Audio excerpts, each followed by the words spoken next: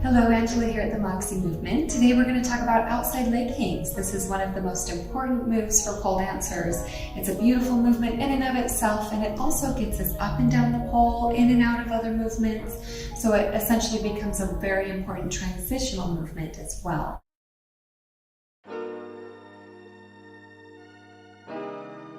Before we go throwing ourselves up in the air, trying to wrap our legs around the pole, we're going to do it from the floor first to make sure we're fully aware of where everything needs to be. So the first thing is come to the floor next to a pole. Now I'm going to sit with my right side on the inside, my left side on the outside. So inside just means that it's closest to the pole.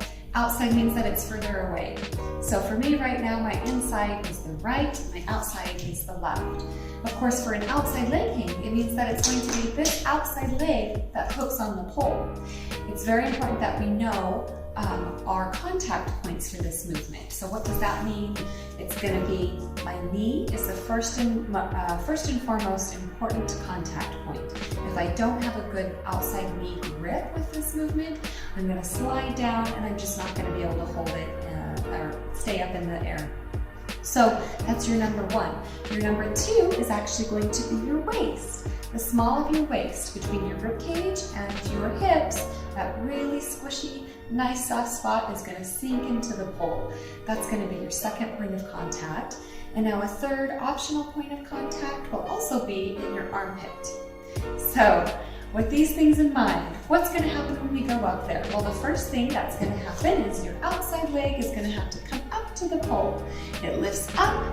I'm going to get my leg connected with the pole with a straight leg first, because from there, as I bend, it's going to wrap around it without daylight, without air. That's what I need to get a really secure grip. If there's a little bit of space, if there's daylight and air, you're going to just fall out of it once again.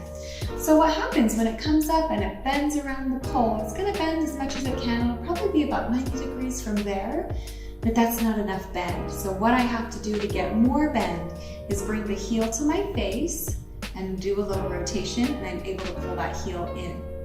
So it's going to come up, bend, rotate, and bend a little bit more.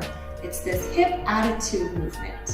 Okay, so if you just kind of feel through that, knee comes out, heel comes up as you bend. That's the motion.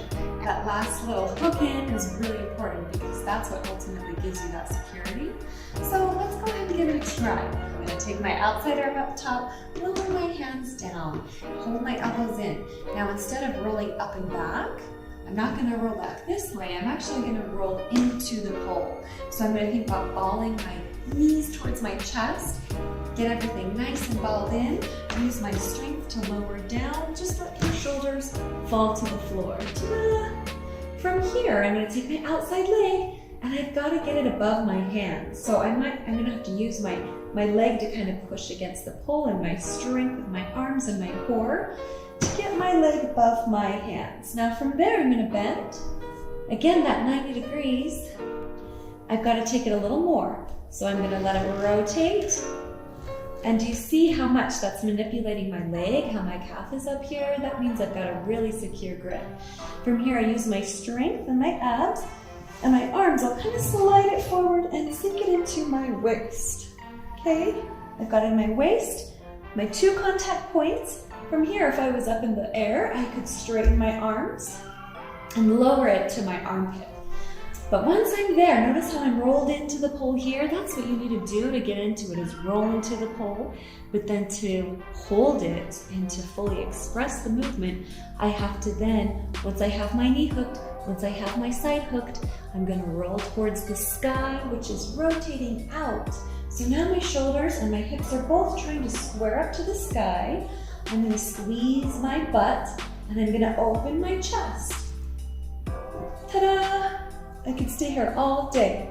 To come out of it, very simply, I'm just going to re-grab my hands and release that leg and just let myself lower out of it in reverse. So let's go ahead and try it up in the air. I recommend doing it from a kneel before doing it from a stand. What I'm going to do here is take my inside, okay? Let the hip come forward just so it can lean against the pole. I've got it in my armpit. Arm is parallel with the floor, shoulders down and back, hinges at the elbow. And I'm going to pull that across my chest and lean my chest back. So shoulders are back, hips are forward in front of the pole. Outside arm is always on top. Baseball grip. Straight wrist, stack the hands. Let the arms come down, pull the shoulders down. I'm gonna let my inside leg bend in a kneeling position here. Now I'm gonna use the strength of my shoulders to pull down, take my outside leg and ball it in. I wanna work on froggies to pull my knees to my shoulders and let my body tip to the side, boop, and back down. Okay, so that's gonna be a very fundamental conditioning movement for this. As I get stronger and stronger, it's gonna get easier and easier and smoother.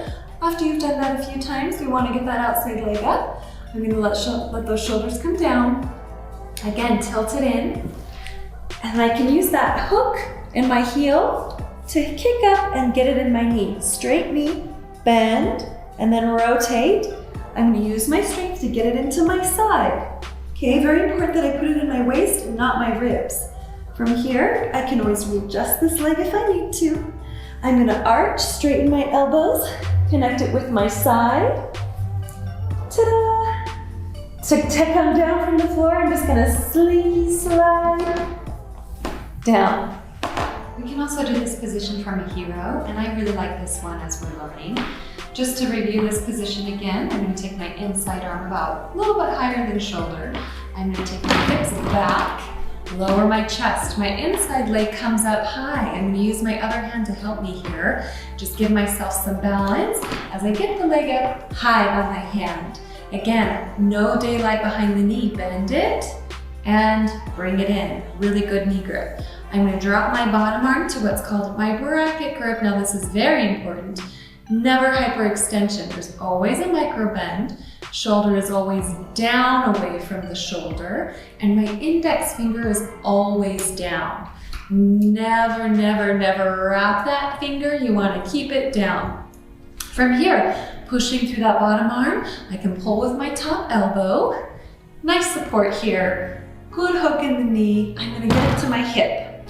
Ta-da! Pull this knee to this bottom shoulder. This is your hero. It's very secure. I can re-grab that knee if I need to.